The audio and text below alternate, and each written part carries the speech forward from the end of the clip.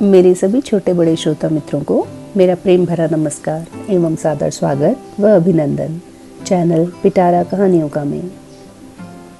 दोस्तों, इस चैनल के माध्यम से मैं आपको सुनाती हूँ उपनिषदों की कथाएं, जिनकी रचना वेदों की व्याख्या के रूप में हुई। जो बातें हमारे वेदों में जटिलता से कही गई हैं, उन्हें उपनिषद सरल व सहज भाषा में प्रस्तुत करते हैं। उपनिषदों में ब्रह्मा, विष्णु, महेश, सूर्य, अग्नि, इंद्र आदि देवी देवताओं से लेकर पावन नदियों, वृक्षों, पर्वत, समुद्र आदि कथा पात्र हैं।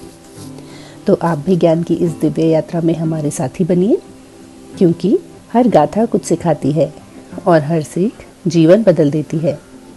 मित्रों, चैनल को लाइक व सब्सक्राइब करें व अपने सुझाव कमेंट बॉक्स में अवश्य दें।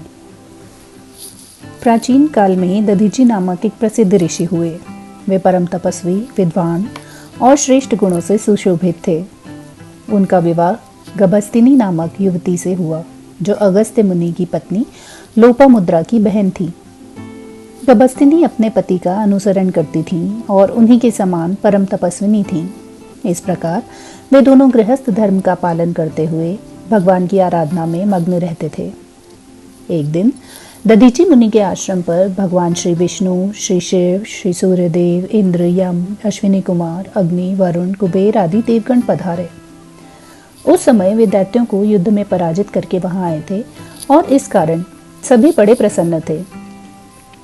महर्षि दधीची ने उनका अतिथि सत्कार किया, फिर आसन पर बिठाकर उनकी स्तुति करते हुए बोले, देवगण, इस आश्रम में पधार कर आपने मुझे धन्य कर दिया। आपकी चरण धूलि से यह आश्रम पवित्र हो गया।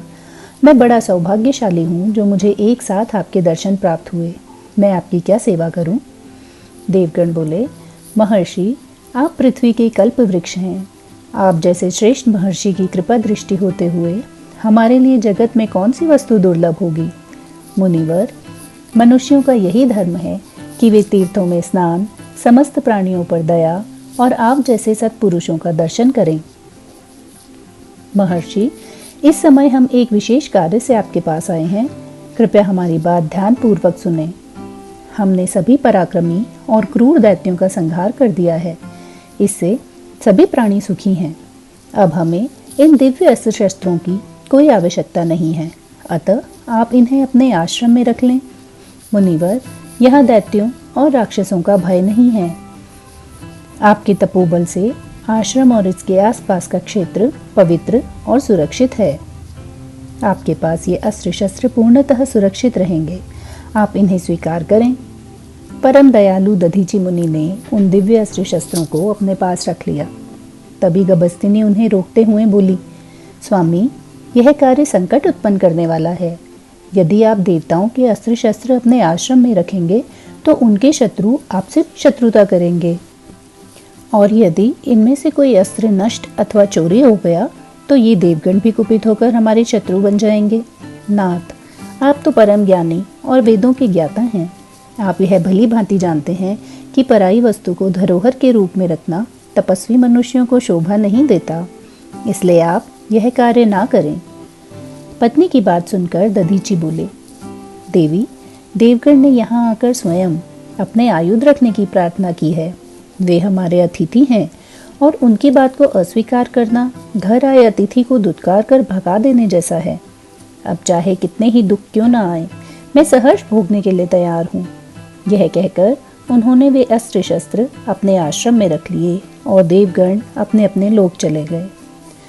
कुछ समय बाद दैत्यों को भी यह ज्ञात हो गया कि देवगण ने अपने आयुध दधीची मुनि के आश्रम में रखे हैं। उन्हें प्राप्त करने के प्रयास करने लगे, किंतु अपने मनोरथ में सफल नहीं हो सके। एक दिन गभस्तिनी दधीची मुनि से बोली, स्वामी, अनेक वर्ष बीत गए हैं, किंतु देवगण अपने आयुध ले जाना नहीं चाहते और इधर दैत्य भी हमसे शत्रुता करने लगे हैं।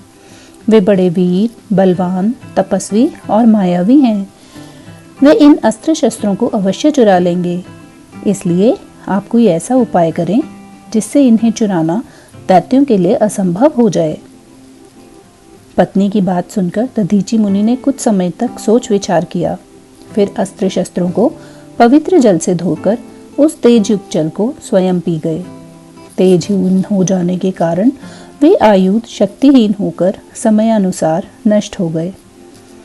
कालांतर में एक दिन देवगण वहां आए और महर्षि दधीचि से बोल उठे, मुनि श्रेष्ठ, दैत्यों ने हम पर आक्रमण कर दिया है। हमें अपने अस्त्र शस्त्रों की आवश्यकता है। कृपया हमारे आयुध हमें दे दीजिए जिससे हम दैत्यों का संहार कर सकें। महर्षि दधीचि शांत स्वर में बोले, देवगण, आप अनेक वर्षों तक अपने आयुधों को लेने नहीं आए और इधर दैत्य उन्हें चुराने का प्रयास करने लगे। इसलिए उनके भय से उन अस्त्रों की शक्ति को मैं पी गया हूँ।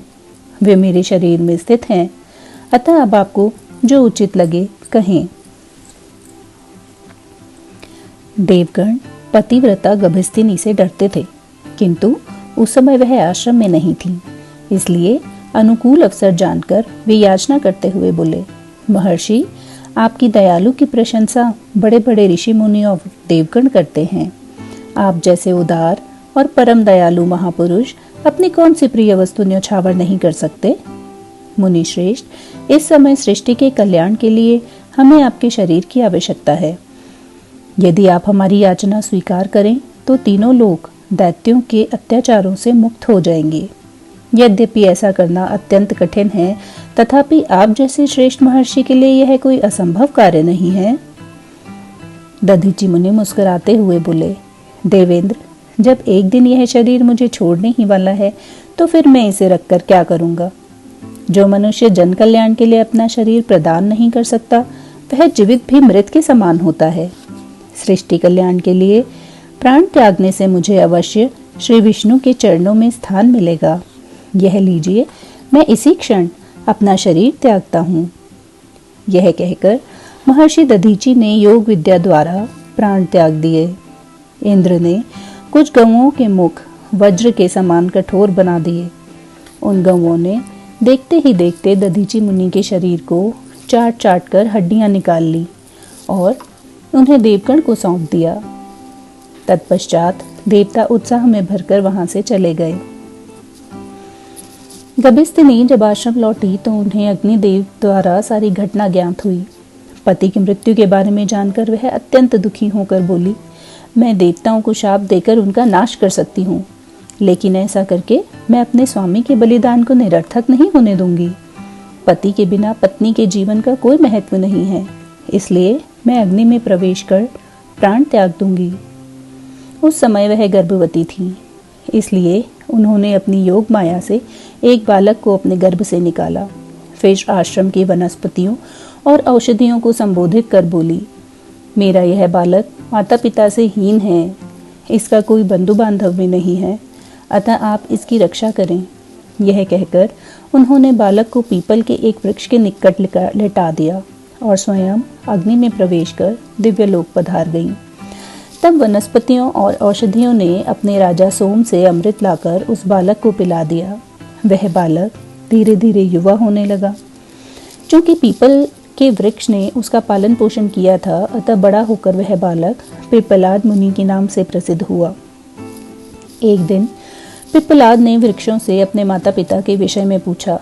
उन्होंने दधीचि मुनि की मृत्यु तथा गभस्तिनी के अग्नि प्रवेश की सारी घटना बताई।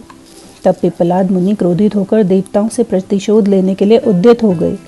उन्होंने भगवान महादेव की आराधना कर उनसे भयंकर कृत्य प्राप्त की और उसे देवगण के संहार का आदेश दिया। उस भयंकर कृत्य को देखकर देवगण भयभीत हो गए। वे उसी क्षण भगवान शिव के साथ पिप्पलाद के पास गए और उन्हें समझा बुझाकर शांत किया। तब पिप्पलाद बोले, देवगण, संसार में वे प्राणी धन्य हैं जिन्हें माता पिता की सेवा करने का सौभाग्य प्राप्त होता है। इसलिए मैं भी अपने माता पिता की सेवा करना चाहता हूँ, उन्हें देखना चाहता हूँ। यदि मैं उनके दर्शन मात्र भी पा जाऊँ तो मेरा जीवन धन्य हो जाएगा। देवगण ने तथास्तु कहकर उनकी इच्छा पूर्ण कर दी। इसके बाद देवगण ने भगवान महादेव से स्वयं के, गौओं के और महर्षि दधीचि की हड्डियों के पवित्र होने का उपाय पूछा। भगवान शिव ने उन्हें गौतमी गंगा में स्नान करने का परामर्श दिया। तदंतर वे गौतमी में स्नान कर पवित्र हो गए। जहाँ देवगण पाप मुक्त हुए वह पाप नाशन तीर्थ कहलाया। वहाँ स्नान और दान करने से ब्रह्म हत्या का पाप भी नष्ट हो जाता है। जहाँ गौएं पवित्र हुई वह गौ तीर्थ, और जिस स्थान पर दधीची मुनि की हड्डियां पवित्र की गई वह पितृ तीर्थ के नाम से प्रसिद्ध हुआ। पिप्पलाद ने जिस स्थान पर भगवान शिव की स्थापना की वह स्थान पिप्पलेश्वर तीर्थ के नाम से प्रसिद्ध हुआ। फिर उन्होंने गौतम मुनि की पुत्री से विवाह किया। अंत में भगवान शिव की पूजा स्तवन करते हुए वे अपने स्वजन के साथ स्वर्गलोक चले गए। पिप्पलेश्वर को ही चक्रेश्वर भी कहा जाता है। यह स्थान चक्र तीर्थ कहलाता है और इस तीर्थ को पापों का नाश कर देने वाला भी कहा गया है।